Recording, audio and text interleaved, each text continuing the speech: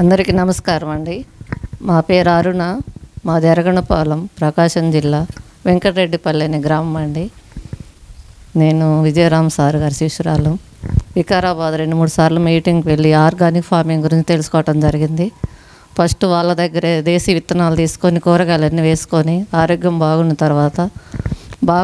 తర్వాత ఇప్పుడు ఈ సంవత్సరం ఒక 30 ఎకరాలు మునగ వేసడం జరిగింది.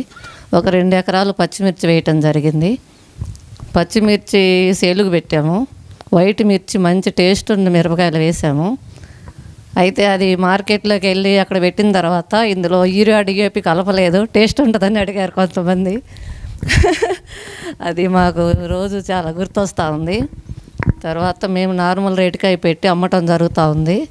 మునగ వేసాము. ఇప్పుడు ఆర్గానిక్ ఫార్మింగ్లో మునగ ఫస్ట్ అందరూ పండదు అన్నారు. తర్వాత బాగా పండింది. ఒక కోత అయిపోయి ఇలా డ్రైయర్ ద్వారా ఎండబెట్టి పొడి చేసుకొని మార్కెట్ చేసుకుంటా ఉన్నాం. ఇప్పుడు అందరూ వచ్చేసి ఏం సీడ్ వేశారు, ఎలా వేశారని మమ్మల్ని అడగటం జరుగుతూ ఉంది. అందరికీ మేము తగినంత సహాయం చేస్తూ చెప్తా ఉన్నాము. ఇప్పుడు మా ఏరియాలో ఒక 200-300 ఎకరాల మునగకు అందరూ రెడీ చేశారు. ఇంకా ఈరోజు మేము ఫిబ్రవరి 25 కోసం ఎదురు చూస్తూ ఉన్నాము.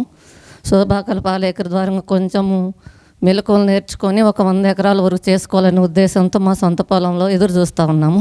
మీటింగ్ కోసం మేము ఎదురు చూస్తూ ఉన్నాము. ఇప్పుడు మీలో ఎవరైనా మునగ వేసి ఉంటే మాకు ఇంకా ఏమైనా సలహాలు చెప్పారని సలహాల కోసమే నేను వచ్చానండి.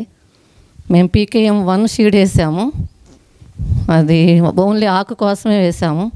ఇక్కడ అందరూ చాలామంది పెద్దోళ్ళు అనువైన వాళ్ళు వచ్చున్నారు. మాకు కొంచెం హెల్ప్ చేయండి.